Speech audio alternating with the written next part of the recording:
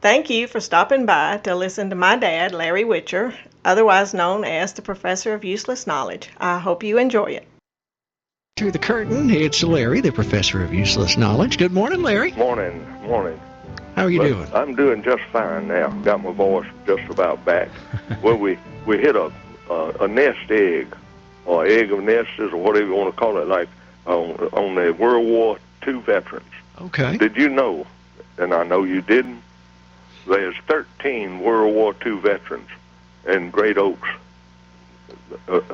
Sister Care, living out here. I had no idea. There's a total of 24 veterans out there, but 13 of them are World War II veterans. Mr. Bill Franzone works out there.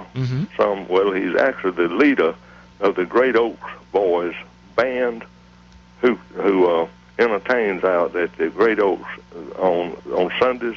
They've been doing it now for 10 years. They sing out there for them. Now, you don't have to go to the nursing home, though, to hear him sing, Joel. Right. You can go up to the Wild West Barbecue on Saturday nights, and up there, they're not the Great Oaks Boys. They're the Gum Creek Boys. Oh, okay. There's 6 of them that sing. They sing up there from 6 to 9 o'clock on Saturday night, so you can hear them there and not have to go to Great Oaks to do it. But we got 3 veterans today that we're going to honor. World War II veterans. Bob Allen.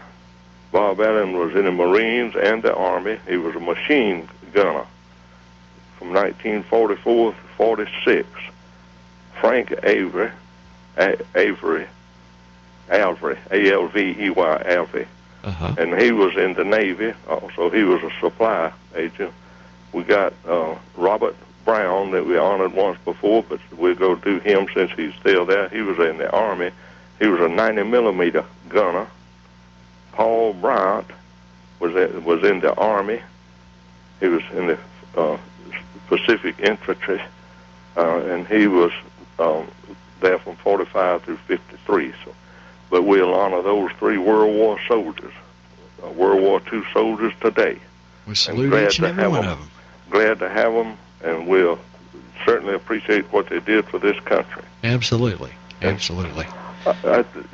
surveys done on just about everything in the world. If you listen to the TV, everything from what kind of laxative you take to if you have a hemorrhoids and all that. But this one was one that I thought was a real nice survey. What's that? They said, have you ever wished that you had enough money to pay for everything that you wanted? Oh, man. I just wished I had enough money to pay for everything I've already bought. Yeah. If you had the money to get everything you ever wanted, where would you put it? You'd have to build a bigger house. You'd have to. See, I figured that up one day on Miss Faye. See, she's getting kind of old. And I said, now, I may have to, be without her, and I need to see how many women it would take to replace her.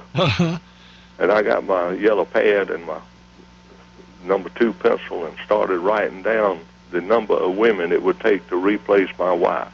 What'd you come up with, Larry? My house is not big enough to hold them. I'd have to add to the house.